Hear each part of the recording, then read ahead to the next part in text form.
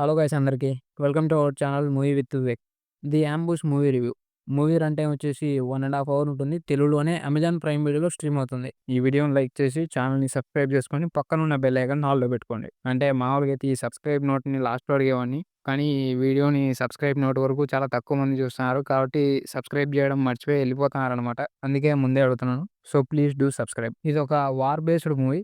బేసిక్‌గా ఇట్లాంటి war based మూవీస్‌లో క్యారెక్టర్స్ మధ్య ఎమోషనల్ కనెక్టివిటీ అనేది చాలా ఇంపార్టెంట్. అయితే ఈ సినిమాలో ఆ ఎమోషనల్ కనెక్టివిటీని పార్సెల్ కట్టి పసిఫిక్ ఓషన్‌ని కొరియర్ చేసినట్లున్నారు. అసలక్కడ ఎమోషనల్ సీన్స్ ఉంటేనే కదా వర్కౌట్ అయ్యేది. కాబట్టి అక్కడ ఎంతమంది చచ్చిపోతా ఉన్నా నేను ఇన్వాల్వ్ అవ్వలేకపోయాను. మూవీ యొక్క ప్లాట్ లైన్ ఏంటంటే, గ్రూప్ ఆఫ్ అమెరికన్ సోల్జర్స్‌కి ఒక మిషన్ ఇస్తారు.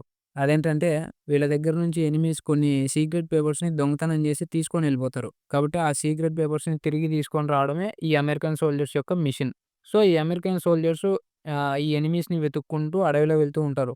ఉన్నట్టుండి సడెన్‌గా వీళ్ళ మీద అటాక్ జరుగుతది. ఇట్లా సడెన్‌గా అటాక్ జరగడమే ది యాంబుష్ అంటారు. మరి ఈ అటాక్‌ని అమెరికన్ సోల్జర్స్ ఎలా ఎదుర్కొన్నారు?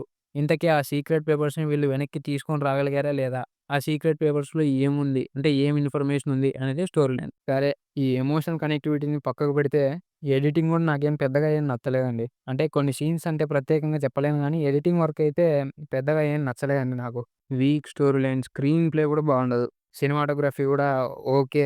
బీజీఎం కూడా అంత ఇంపాక్ట్‌ఫుల్‌గా అయితే ఏం లేదు. యాక్టర్స్ యొక్క పెర్ఫార్మన్సెస్ అయితే బాగున్నాయి. ఇక ఈ మూవీ యొక్క రేటింగ్ వచ్చేసి ఇది నా వరకు మాత్రమే 1.5 ఔట్ ఆఫ్ 5. ఈ రివ్యూ గనుక మీకు నచ్చినట్లయితే వీడియోని లైక్ చేసి ఛానల్‌ని సబ్స్క్రైబ్ చేసుకొని పక్కనున్న బెల్ ఐకాన్ ఆల్‌లో పెట్టుకోండి. Thank you all. Thank you so much.